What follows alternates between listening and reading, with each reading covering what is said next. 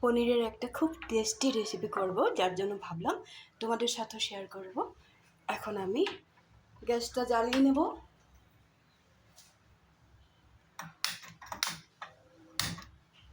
গ্যাসটা জ্বালিয়ে নিলাম।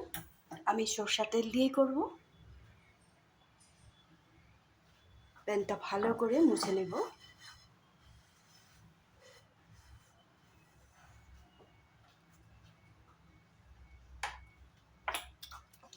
এখন এখানে আমি যতটুকু পনির করব ওই হিসাবে তেলটা দিয়ে নিলাম।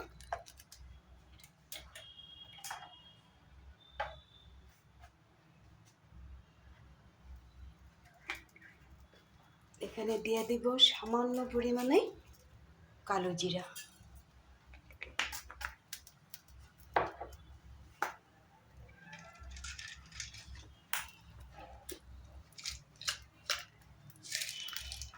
আর দিয়ে দেব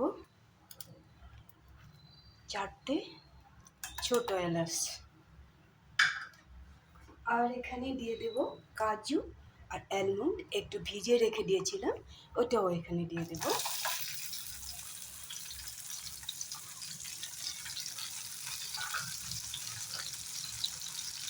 পনিরটা আমি বাড়িতেই বানিয়ে এভাবে ফ্রিজ থেকে বের করে রেখে দিয়েছি।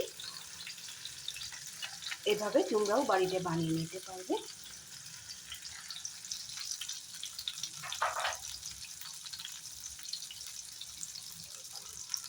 এখন এখানে আমি দিয়ে দেব একটু বড় বড় টুকরো করে রেখেছি টমেটো, ক্যাপসিকাম, কাঁচা লঙ্কাটা কেটে দিলাম।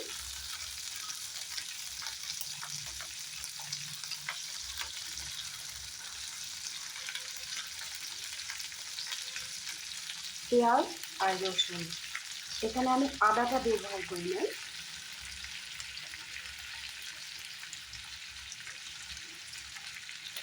প্রথমেই দিয়ে দিলাম আমি এলাচ, কাজু আর অ্যালমন্ড, এটাকে ভিজিয়ে রেখে দিয়েছিলাম। এখন দিলাম ক্যাপসিকাম, রসুন, টমেটো, পেঁয়াজ আর কাঁচা লঙ্কা। আদাটা আমি বাদ দিলাম, আদাটা দিব না। এখন গ্যাসের ফ্লেমটা একটু বাড়িয়ে দেব।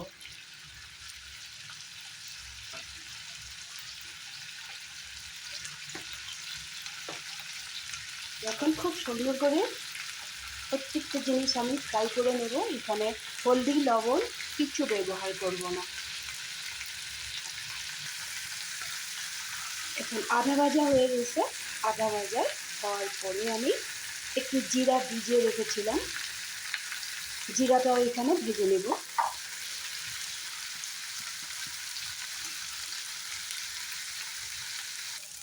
এখন গ্যাসের ফ্লেমটা অফ করে দেব। ক্যাপসিকাম, টমেটো, পেঁয়াজ, রসুন, কাঁচা লঙ্কা আর যা যা গোটা মশলা দিয়েছিলাম সবগুলো সুন্দর করে ফ্রাই করে নিয়েছি। এখন এগুলো ঠান্ডা করে নিতে হবে। ঠান্ডা করার একটা সহজ উপায়, খুব তাড়াতাড়ি হয়ে যাবে। একটু দই দিয়ে দিলাম।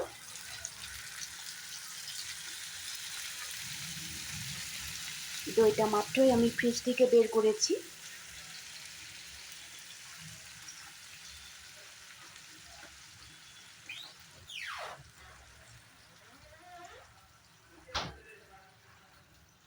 এখন খুব সুন্দর করে এই দইটাতেই ঠান্ডা হয়ে যাবে আর মিক্সিটা আমি পেস্ট করে নিতে পারবো,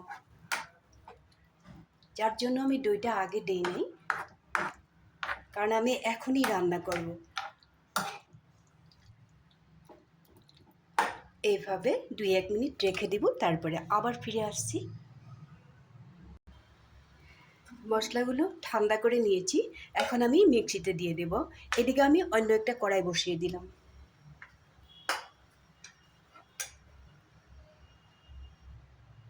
কড়াইটা গরম হয়ে গেছে, আমার মশলাটাও পেস্ট করা হয়ে গেছে। এই যে মশলাটা আমি এইভাবে একটা মিহি পেস্ট করে নিলাম, যেই মশলাগুলো আমি ফ্রাই করেছিলাম। এখন এখানে আর একটু তেল ব্যবহার করব।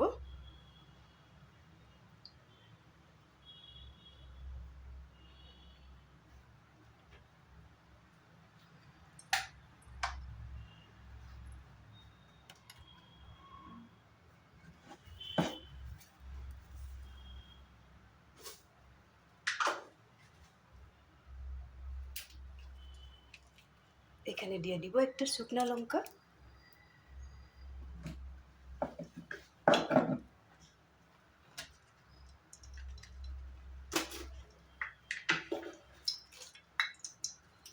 আর দিয়ে দিব একটা তেজপাতা 2 টুকরা করে দিয়ে দিলাম।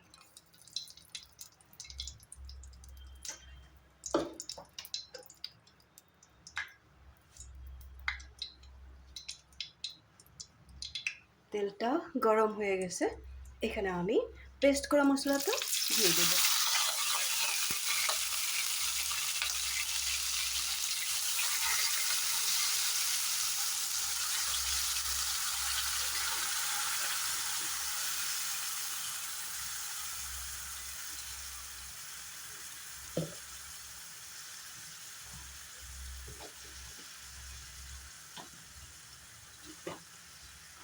এখন গ্যাসের ফ্লেমটা একটু কমিয়ে রাখছিলাম, আবার বাড়িয়ে দিলাম।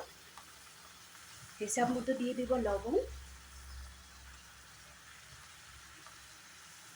একদমই হিসাব মতো দিয়েছি কারণ একটু একটু শুকাবে।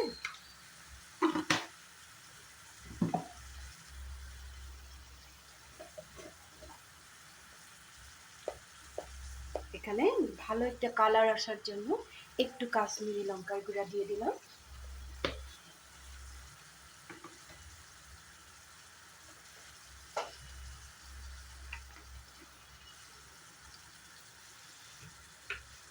আর দিয়ে দেব একটু গোলমরিচের পাউডার।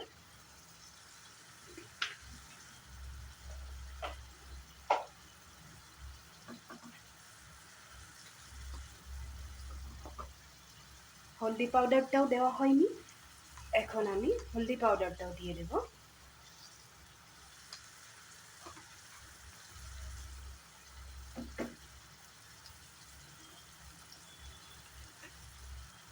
আর এখানে দিব গোটা জিরা, তো দিয়েছিলাম, একটু সামান্য পরিমাণে একটু জিরা পাউডারও দিয়ে দিলাম।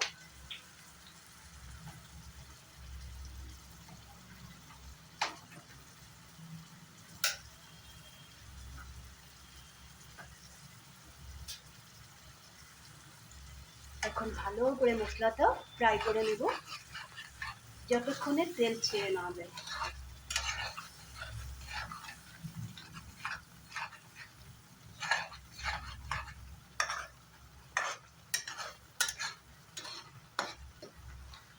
মনে রাখবে মশলাটা যাতে খুব ভালো করে ফ্রাই হয়, না হলে গন্ধ করবে, একটা কাঁচা গন্ধ বের হবে, তখন খেতে কিন্তু একদমই ভালো লাগবে না।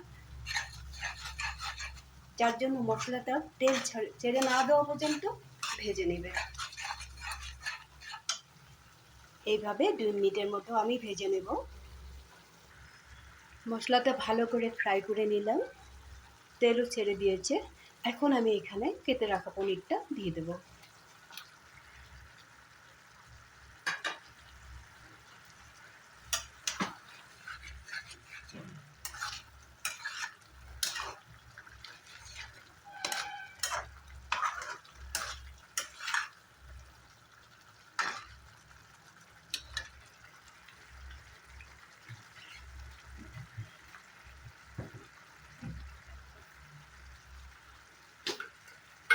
পনিরটা দেওয়ার সাথে সাথে একটু ভালো একটা টেস্ট আসার জন্য সামান্য পরিমাণে চিনি দিয়ে দেব।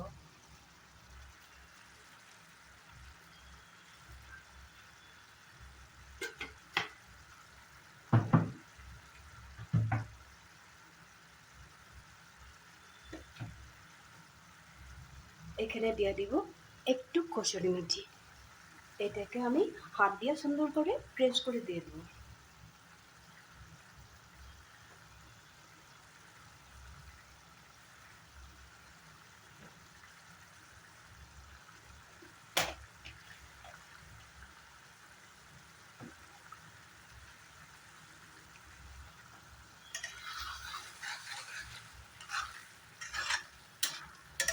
এইভাবে আর 2-1 মিনিট রান্না হোক, তারপরে ধনে পাতা দিয়ে আমি নামিয়ে রাখবো। এইভাবে আমি 2-1 মিনিট রাখবো। পনিরটা আমার রেডি হয়ে গেছে, আর বেশি সময় রাখলে আরও শুকিয়ে যাবে, ভালো লাগবে না খেতে। এই এইরকম একটা গ্রেভি থাকতে নামিয়ে দিলেই ভালো হয়। এখন আমি এখানে দিয়ে দিব কেটে রাখা ধনে পাতাটা।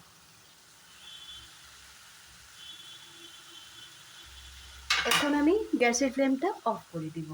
অফ করে দিয়ে একটা ডিশে নামিয়ে রাখবো।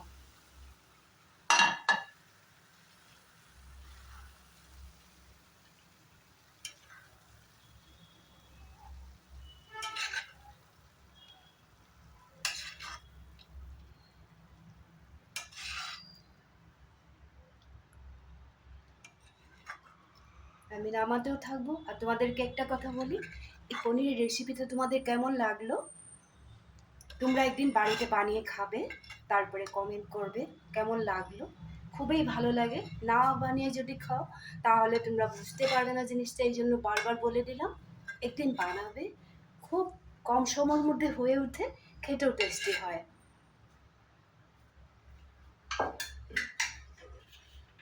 আর বাড়িতে থাকা জিনিস দিয়ে সব হয়ে যায়। রুটি, পরোটা, ভাত সব কিছুর সাথেই খেতে পারবে। আবার একটু ধনেপাতা দিয়ে একটু গার্নিশ করে দিলাম। রেসিপিটা যদি ভালো লেগে থাকে তাহলে লাইক শেয়ার করতে ভুলবে না। যারা আমার পেজে নতুন হয়ে থাকো তাহলে আমার চ্যানেলটাতে সাবস্ক্রাইব করে দিও। আরও নতুন নতুন ভিডিও পেতে থাকবে। ভালো থাকবে, সুস্থ থাকবে। তাহলে আজকের জন্য রাখি।